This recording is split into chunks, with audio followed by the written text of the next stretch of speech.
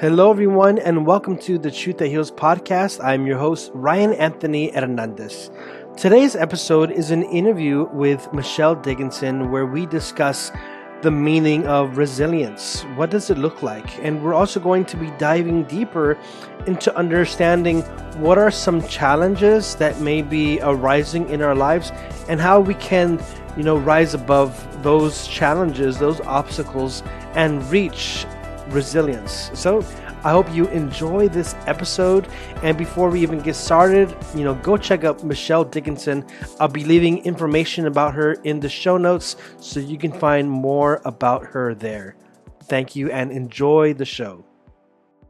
Today I have a very special guest. Coming from New Jersey is Michelle Dickinson. Thank you for being here, Michelle. How are you doing? I'm awesome, Ryan. Thank you so much for finding me and inviting me on. Well, it's a pleasure to have you on the show. And I see that you do a lot of good works training people, coaching people to be resilient. So before we even get started, can you share a little bit about yourself and what it is that you do? For sure. Yeah. I grew up in New Jersey. I had a great corporate job. I was minding my own business, was invited to give a TED Talk at my former employer. And I told the story of growing up with my mom, who was bipolar. And that shifted everything for me. I went on to write a memoir about the impact of loving someone with a mental illness. And I then went through a challenge in my own life. I was diagnosed with depression, going through a divorce. So the perspective I had on mental illness, that it was out there, somebody else was dealing with it, then became my problem. I had to try to figure out. So I learned how to take care of myself. And then my position was eliminated at my former employer. So I had to decide what I was going to do. And I went on and I decided to start my own practice and help people. I was really committed to proactively talking about mental health through resilience, because what I learned in my own depression is there were things we could do to take care of ourselves. So now I'm just on a mission with my practice to help people realize they have so much agency. They don't have to wait to hit rock bottom. They don't have to wait to hit burnout. There's so much they can do for themselves proactively, and I want to share that with them. I look at resilience more of a lifestyle, right? Mm. Like, we bring our full selves to work, we bring our full selves to our family, to our loved ones. And so the way my business partner and I look at resilience is it's more of a lifestyle. It's more of something that you already have. We all have resilience, but it's becoming aware of how we can strengthen that resilience so that we ebb and flow with the adversity and the stress that comes our way. We know one thing is true in life: adversity and stress. It's always going to be there. So instead of it coming at us and devouring us, why not learn the mindset and the behaviors and the day-to-day practices so that we can just ebb and flow with it and it doesn't take us down? What is a resilience coach? Because there seems to be a lot of people who are searching for this on Google, resilience. It's interesting. Yeah, I mean, I never set out. The first thing you should know is I never set out to be a resilience coach. I set out to teach resilience. And the way it unfolded was to be a resilience coach because people were more comfortable having private conversations versus a group setting. And so, for example, I went to a workplace and we tried to talk about this, and people are very private. Mhm. So I left there extremely frustrated that I couldn't really engage with them and teach them because there was a privacy concern. So I just, out of pure frustration, was like, let me just talk to them one-on-one and see where they are and share with them what I have to offer. And so I then evolved into a resilience coach. And so I embraced it because I thought, however I'm supposed to show up, the impact that I'm supposed to make in the world, I have to just be open to how that unfolds and be more committed to the outcome than the how. So I just allowed things to unfold, and it's been a tremendous experience getting to really support people and just help them see that there are small tweaks they can be making in their mindset and in their day-to-day practices that can really elevate how they feel. And that's all I'm up to, is really, I want to help people feel empowered and feel good again. I really appreciate how you said that this unfolded. It's not like you just woke up one day and said, "All right, I'm going to be a resilience coach. I'm going to be an author. I'm going to be a TEDx speaker." So it's been quite the journey for you, hasn't it? It has been, and I feel extraordinarily blessed because I couldn't have scripted it better. The way things have opened up and unfolded for me, I had always been committed to making a big impact in the world, and I never knew how that would be. But it seems as though, the universe, God had a bigger plan. So I just sort of hold on and I go where the energy is and I provide value as much as I can. What are the advantages of building up resilience? So it goes back to what I shared a little bit earlier. If we know that stress and adversity challenges are coming our way, whether it's personally or professionally, why not have the practices in place and the mindset in place to be able to deal with them without having there be a concern that it's going to like take us down? So that's sort of the whole idea is, why not have the strength to be able to handle what's coming? Because it's coming. We all deal with stress. We all deal with adversity. All kinds of things, show up in our life unplanned, uninvited, and we have to figure it out. So, I just believe that why not be able to ebb and flow with it, like I said earlier. And you mentioned earlier that all of us have resilience. It's just you gotta find it. As a coach, how do you unravel the mind of people who are unable to see it? How do you help them find that resilience? Yeah, I one of the first questions I ask, so I when I meet with a client for the first time, we walk through a pretty comprehensive, I call it a resilience audit, where we're looking at day-to-day practices and their mindset, because those two will create their day-to-day experience, right? How they look at life, and then also how they are caring for themselves so they can handle what's coming. So the first question I'm always asking them is, do you believe life happens to you or life happens for you? So if you view life is happening to you, that's a pretty hard experience to have, instead of life happens for me, my highest good, because you could be curious as to why that is showing up and what it's here to teach you. If you think about it, if something challenging happened to you and you always had the mindset, there goes me again, for me, can you believe this is happening again? You are going to be extremely disempowered and frustrated and feel very much a victim. And that's a really hard place to operate from day to day, because being a victim, you don't have a lot of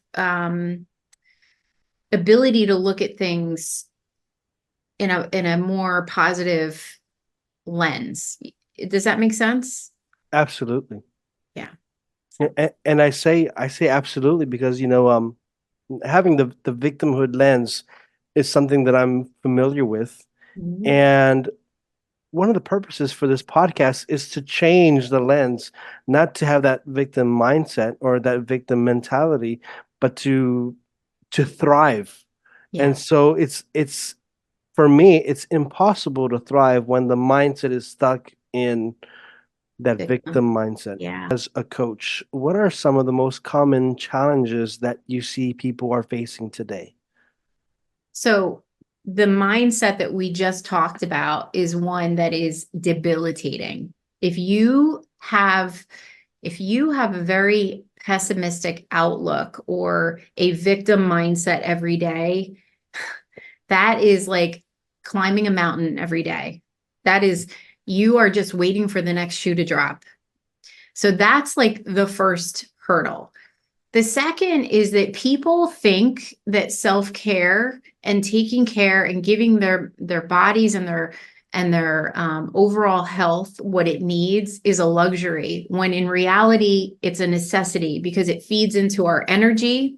It feeds into how well we can navigate stress, and just how good we're feeling, right? So a lot of people forget, or they think that if I just keep going and keep going and keep working and keep working, that's what I should do. But if they never replenish their cup, they never take care of themselves, their physical body or their mental, and help themselves like restore balance in their life, they are never going to have a positive experience.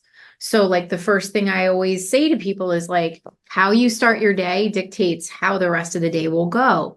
Yet so many people hit snooze, jump out of bed, grab that cup of coffee, hit traffic, high cortisol morning, and they expect the rest of the day to go well. So like, that's like the first thing, like start your day off with a little bit of peace and with a little bit of intentionality.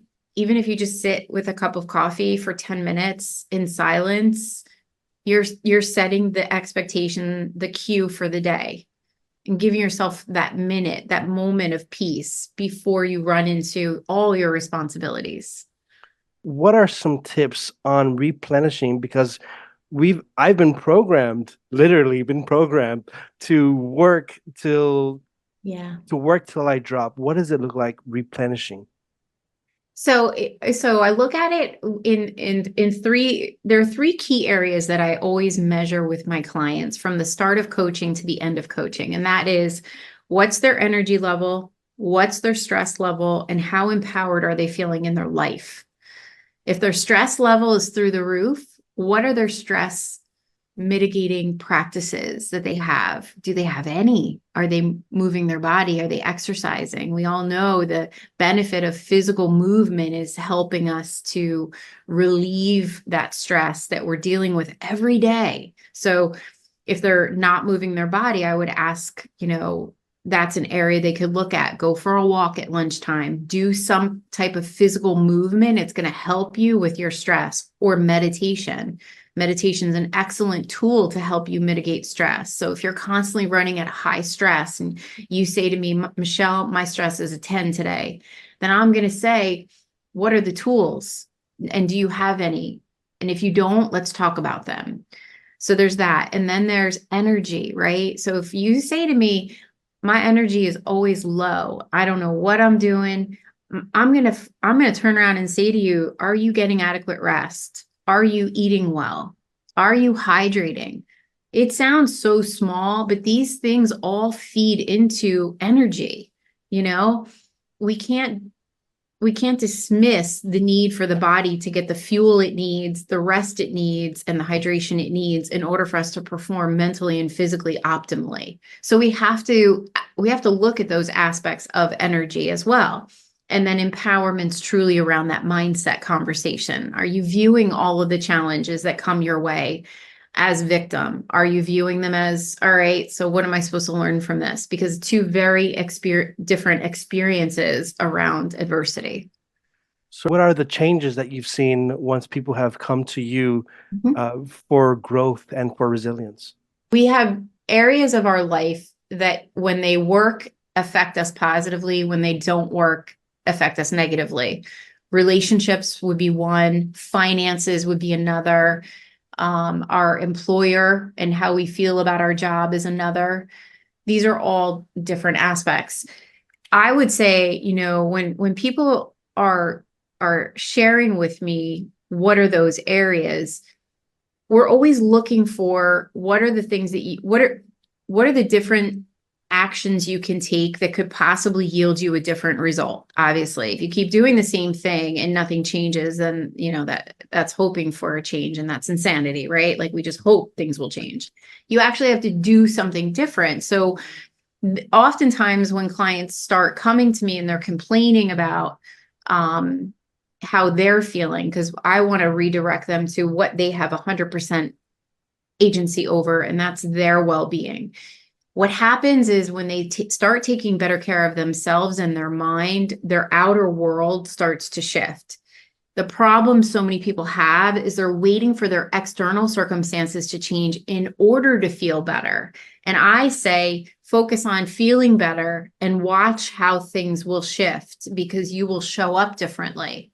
So, little things like I mentioned, don't fall into your day. Start your day off with some intentionality, have some silence, sit in some silence, try to meditate to clear your head.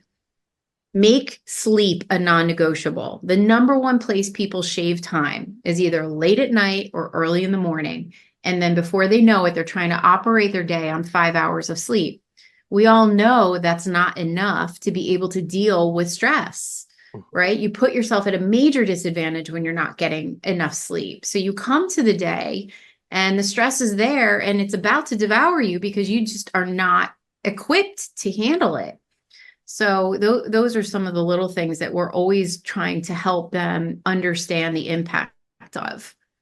So now, Michelle, I have a big question, Mhm. and that is for you, what is your ultimate truth that heals that you believe that it's worth sharing with the audience that someone needs to hear today? Yeah, I think it goes back to what I just said before about expecting you to feel better when external circumstances change. It all is within us. So for me, it's the constant peeling back of the layers of my own self-awareness.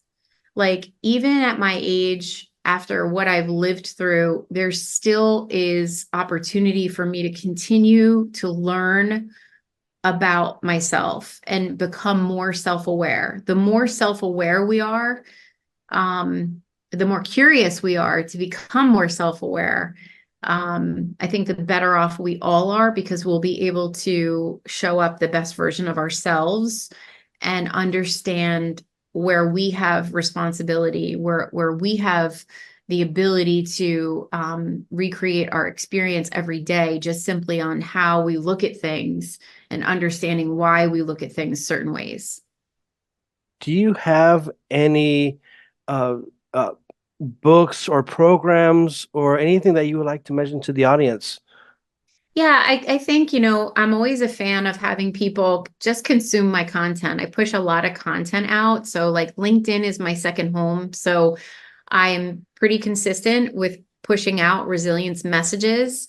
So follow me. It would be my only real ask. I mean, obviously I have a coaching practice, but you may not need a coach. So at least consume my content because it might actually help you around your mindset or around your practices.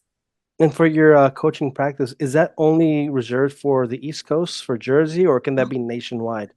Oh no, it's all over. It's all over. Yeah, I do it all virtually. So any place somebody has a computer, I have the ability to coach you. Hey everyone, and thank you for listening to the episode with Michelle Dickinson on resilience. I hope you enjoyed it. And as I said earlier, I'm going to be leaving her links in the show notes so you can follow more of her work there. Also, if you have not yet subscribed on my YouTube channel or on podcast platforms like Apple, Spotify, please go ahead and do so, as it really helps to build this channel. And you can also follow me on Instagram, and I'll be leaving my links in the show notes as well. So thank you very much. Have a good day, and peace out, y'all. Be resilient.